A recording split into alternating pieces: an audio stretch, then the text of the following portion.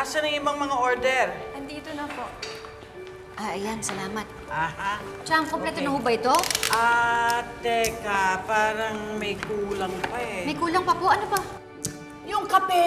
Ay, tama! Yung kape po. Opo, opo. Naku, yung... Mariosep.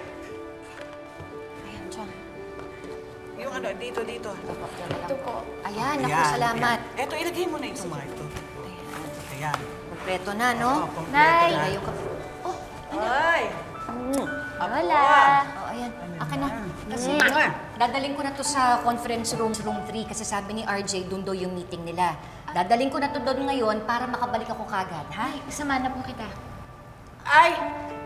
Wag na! Wag na! Kayang-kaya na ng nanay mo yan. Ikaw, kumain ka na lang dyan sa loob para magkaroon ka ng energy. Di ba may duty ka pa, di ba?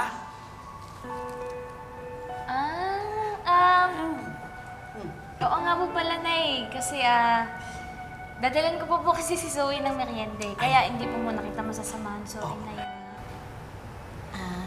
Ganon. Kayong dalawa, ha? Tumigil na kayo. Alam ko kung anong ginagawa ninyo. Ayun, Nay. Wala naman eh. Basta ihahatid ko lang to. Yun lang. Tapos babalik ako kagad dito. Kayo Sige, talaga! Nay. Ingat ka po. Enjoy. Bye-bye! Enjoy yan, ganit!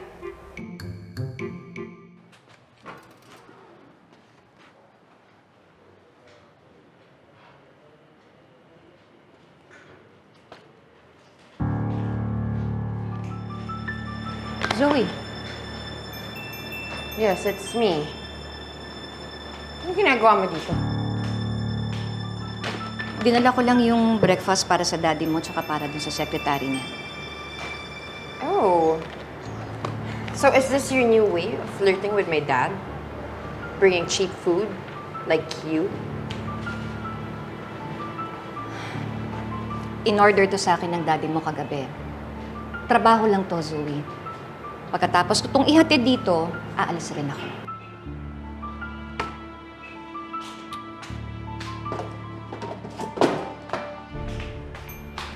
Bastos ka talaga, no? Nag-iingat lang ako. Baka kung anong bakterya yung dala mo dyan. Maayos kitang hinarap. Hindi mo talaga kaya maging civil? Haharapin mo ko at sasalubungin mo ko na kabalditahan mo? You don't deserve anything less than that from me. Umalis ka na nga dito. Get the hell out! Alis! Yan.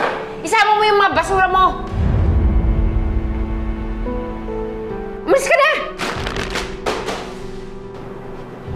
Ano? Nagulat ka? Akala mo ikaw lang ang may pangil dito? How dare you? Ang kapal ng mukha mo!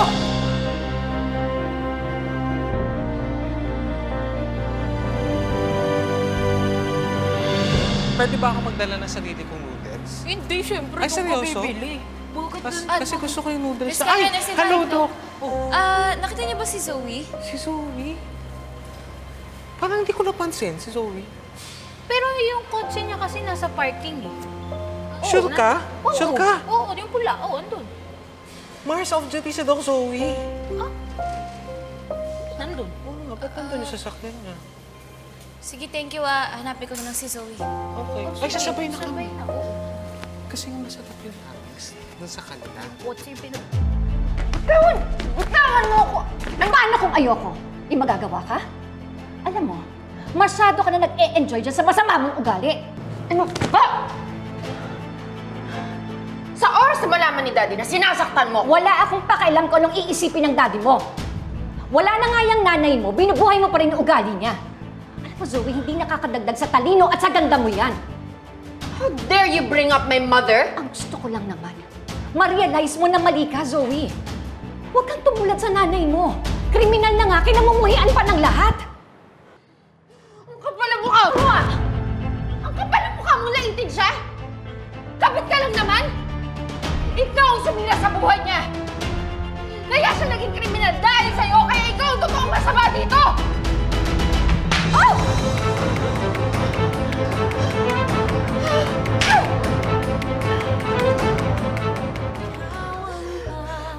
Lumalaban ka pa, ah! Ang kapal! Wala mo lumalaban! Ano ko? Zoe, bitawan mo ako!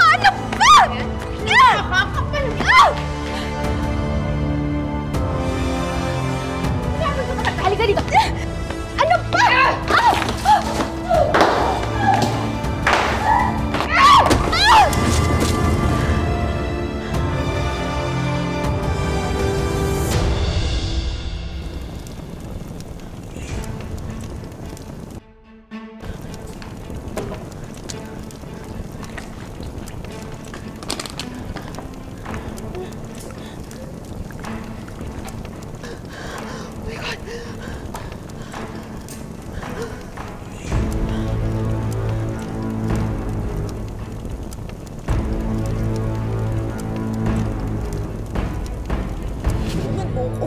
Ako, kinakawawa nila ako dito, anak. Mamamatay ako dito. Tulungan mo ko. Si Moira Tanyag po? Boss, tawag ko sa loob. Teka, ina mo, naglalabang pa si Lotus sa si Moira, oh. Lalagpasuhin lang ni Madam Lotus yan si Moira. Sunod ako. Hello?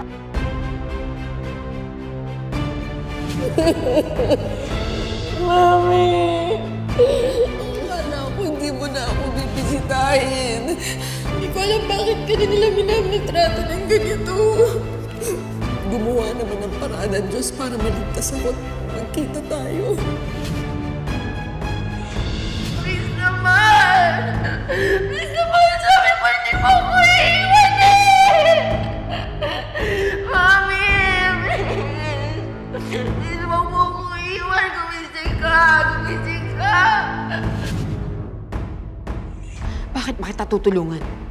This is the perfect opportunity for you to die and burn in hell. Lynette, quits na kami ni Annalyn. Ina, para sa ina.